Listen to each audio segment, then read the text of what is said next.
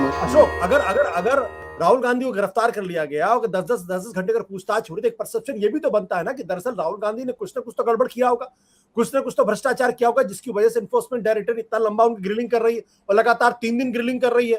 तो एक परसेप्शन ये भी तो बन रहा होगा कि भाई राहुल गांधी ने जरूर कुछ ना कुछ भ्रष्टाचार किया होगा, और ये कैसे कांग्रेस पार्टी के लिए एडवांटेजेस हो सकता है?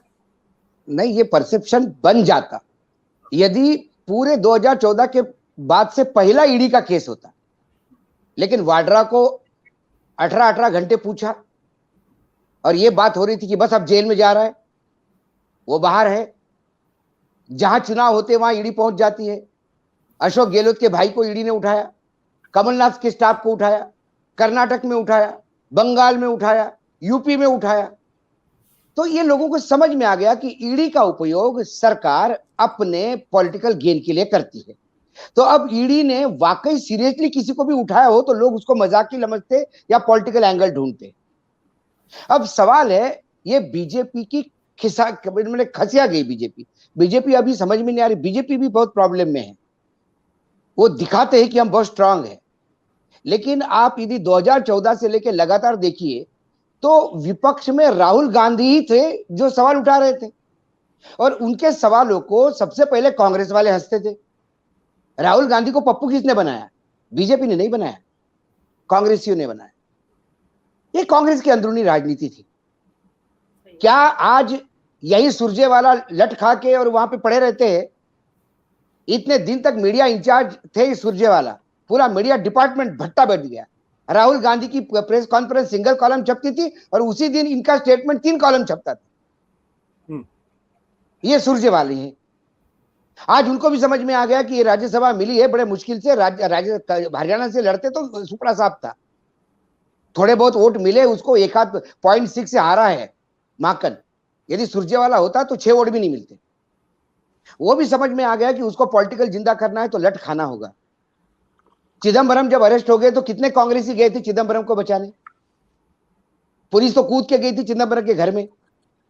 लेकिन आज चिदम्बरम इस उम्र में भी जख्मी होते हैं, और चिदम्बरम को जिस हिसाब से बेइज्जत करके उस पुलिस वाले ने लुंगी करके बोला है, और ये सिर्फ दिल्ली का नहीं है, हर प्रदेश में कांग्रेस, चाहे 25 लोग कलेक्टर के ऑफिस के सामने जा रहे हैं, 50 लोग जा रहे हैं, लेकिन हर शहर में ये पता तो पड़ रहा है कि कुछ 25 कांग्रेसी तो है, जो नाम लेने के लिए भी नहीं था। ये उसको 15 घंटे बिठाए, 20 घंटे बिठाए, इसके पहले कई लोगों को बिठाया। क्या नतीजा निकला? कितने लोग जेल में है उसमें से? कितने पे चार्जशीट फाइल हुई? कितने केसेस अंदर, कितने केस लोग अंदर चले गए? ये करेंगे नहीं, उसको ये अरेस्ट करने का उनको डर है। इंदिरा गांधी को सिर्फ एक ही बार उठा लिया था, उसके बाद इंदिरा गांधी ने पूरा अपोजिशन खत्म कर दिया इस देश से। तो आप अन्ना हजारे को अंदर करके भी यूपीए सरकार ने बहुत बड़ी मुसीबत पाल ली थी। तो ये करेंगे नहीं। लेकिन एक बात जरूर है, कांग्रेस में इससे एक ये आया, और जैसा प्रिया जी कह रही थी कि आने वाले अभी चुनाव है कांग्रेस के, उसमें एक बल मिलेगा। अभी कांग्रेस में निर्विवाद रूप से एक ही नेता सामने आता है, वो है राहुल गांधी, और उसके पीछे पूरी कांग्रेस पार्टी खड़ी है। ये जो लोग कहते थे कि भाई बहन में झगड़ा है, कोई कहता था G23, G24, ये सब 24-23 खत्म हो गए। कम से कम ईडी ने तो सबको इकट्ठा कर लिया। मुझे तो लगता है कि ईडी इनको एक अमृत साबित हो गई है, और ये परसेप्शन की लड़ाई है। ये देखिए, ये लेकिन मैं राजपूत साहब के एक जरूर कहूंगा कि ये जितना इजीली बता रहे उतना मामला भी इजी नहीं है। आपको पार्टी ही बनानी थी तो 78% बाप और मतलब बेटा और मां के भरोसे वो शेयर होल्डिंग भी नहीं होनी चाहिए थी। फिर पार्टी में असंख्य लोग हैं। वो जितने लोग अपने जो मोतीलाल वोरा थे, सुमन दुबे थे, ऑस्कर फर्नांडिस थे, ये तमाम लोगों के नाम पे 20-20% होते तो क्या जाता? दिया था। ये सारा मामला जो 1000, और दूसरी बात, आप 1000 करोड़ 2000 करोड़ ये जो वेरिएशन आ रहा है आंकड़ों में, ये रियल एस्टेट का है। ये जो एसेट्स है उस कंपनी के पास, उस कंपनी के। हाँ, लेकिन मैं मानता हूं क्योंकि ये जो यंग इंडिया लिमिटेड बनी है, ये नॉन प्रॉफिट ऑर्गेनाइजेशन है। इसमें कितना भी प्रॉफिट हो तो जो शेयर होल्डर है उनको प्रॉफिट पास ऑन हो नहीं सकता लीगली, और ये सारा बुक ट्रांसफर हुआ है, कैश ट्रांजैक्शन नहीं हुआ। जहां बुक ट्रांसफर होता है वहां ईडी कहां से आ गया? इसीलिए प्रिया जी ने सही कहा था कि ईडी ने केस बंद कर दिया था। लेकिन ईडी जब चाहे तब किसी का भी केस खोल दे और किसी के भी घर पहुंच जाए, कौन मना कर सकता है। और ईडी पूछ रही है, अंदर पूछ रही है, बाहर एक मैसेज जा रहा है। जब वाड्रा का जब अंदर इंट्रोगेशन हो रहा था तो बाहर बीजेपी के ऑफिस से प्रेस कॉन्फ्रेंस में बताया जा रहा था कि अंदर क्या सवाल पूछे और क्या जवाब दिए। और इतने सवाल जवाब और इतने होते तो फिर अभी वो जेल में होने चाहिए थे, क्योंकि वो आप एक लिमिटेड पीरियड के लिए आपको उसको डैमेज करना होता है।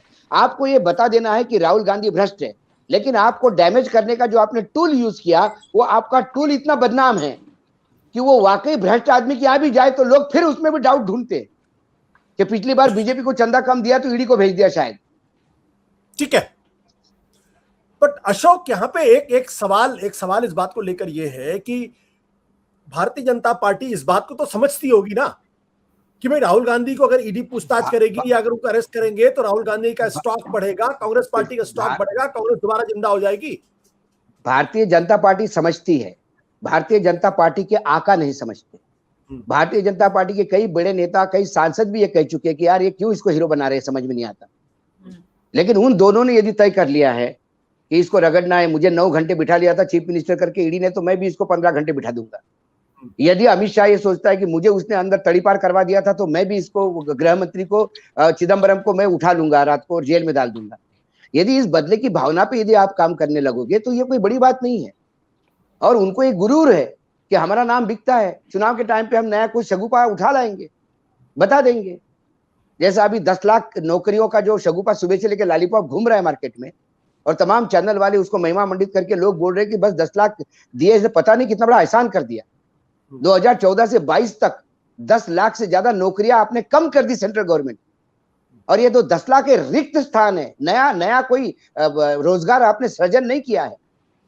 और रिक्त स्थान भरने में आपको 10 साल लग गए, 2014 से 2024 तक। तो ये कोई बहुत बड़ा तीर नहीं मारा, लेकिन ये परसेप्शन बनाने का प्रयास है। अब इनको लगता है कि राहुल गांधी को बार बार बुलाने से लोग सोचेंगे ये भ्रष्ट है। अब लोग क्या सोचेंगे, जिस हिसाब से कांग्रेस वाले टूट रहे हैं और लोग, सिंपैथी भी आ रही है लोगों को, लोग कह रहे हैं कि यार ये बता नहीं है, छोटे छोटे बातों पे बड़े बड़े लोग बैंक में से कर्जा माफ करते हैं। क्या एनपीए हुआ नहीं है 2014 के बाद? क्या इंडस्ट्रियलिस्ट के कर्जे माफ नहीं हुए? जिसको एनपीए कहते हैं वो इनडायरेक्टली माफ ही होता है। यहाँ तो सरकार का पैसा भी नहीं है, बैंक का पैसा नहीं है। एक ने पैसा लिया, दूसरे ने माफ कर दिया, एक ने कर्जा दिया, दूसरे ने माफ कर दिया। ये कर्जा लेने वाला बोलता मुझे लूटा तो जाए, इसमें देश का टैक्स पेयर्स का पैसा कहां गया?